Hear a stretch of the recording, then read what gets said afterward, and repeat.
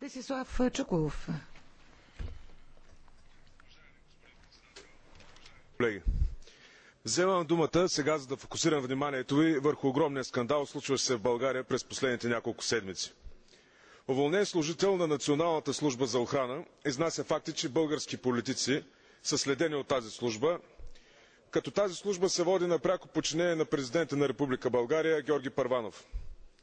Преди време, господин Пьотеринг, вие приехте Първанов, въпреки изричното предупреждение на колегата ми Димитър Стоянов, че се срещате с агент на бившата Държавна сигурност.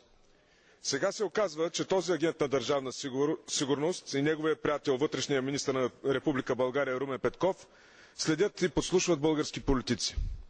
Аз като представител на най-силно изразената опозиционна партия у нас, „Атака“, изказвам възмущението си по този повод, следенето и подслушването на председателя на „Атака“ господин Волен Сидеров.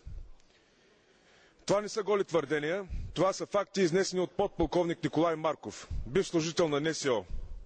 Ние от „Атака“ настояваме за изясняване на всеки детайл от този грозен случай и затова изискахме изслушването на всички страни в българския парламент.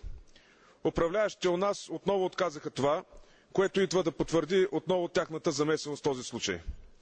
Накрая, господин президент, искам да ви призова като ръководител на тази уважавана институция, каквато е Европейския парламент, да използвате влиянието и авторитета си пред властите в България, за да се сложи край на тези незаконни и недемократични действия. Благодаря ви.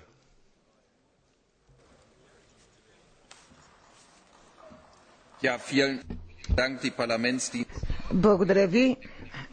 Съответните парламентарни служби ще се запознаят с съдържанието на вашата декларация и ще ме консултират. Благодаря.